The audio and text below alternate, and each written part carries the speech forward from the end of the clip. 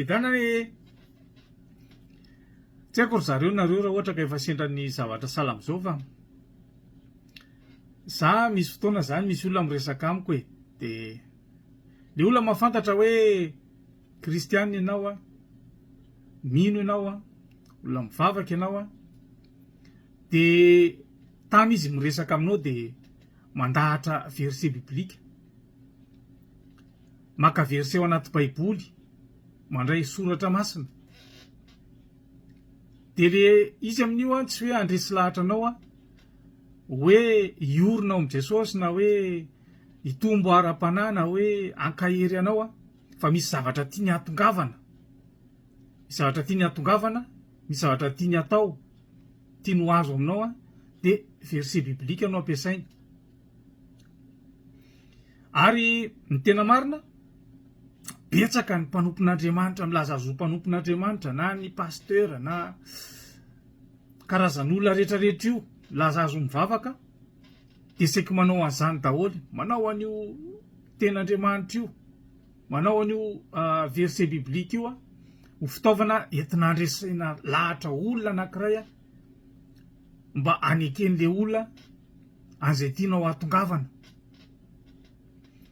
De te hisarika ny saintsika ao anatin'izany trango zany a, fa zany koa ny fomba nataon'ny devoly nandresena lahatra an' Jesosy tany amin'ny rehefa nalaina fanahy tany an'efitra Jesosy nandritra ny 40 andro sy 40 alina.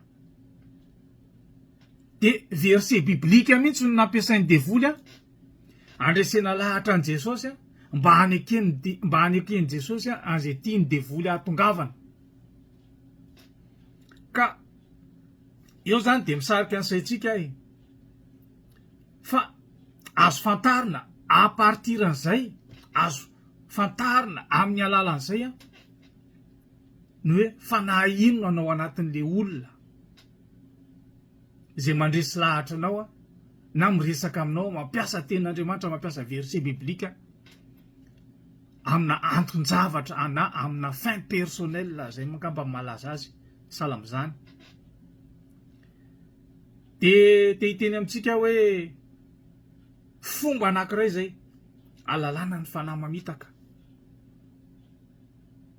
ahafahantsika mitandrina bebe kokoa, satria itsika amin'ny maha kristianina antsika de omen'Andriamanitra fanahy mamantatra tsika, fa nefa anisan'ny fanahy mamantatra ahalalana ny mpaminany sandoka sy ny tena izy zay. De ho an'Andriamanitra irery ny voninahitra. Amen.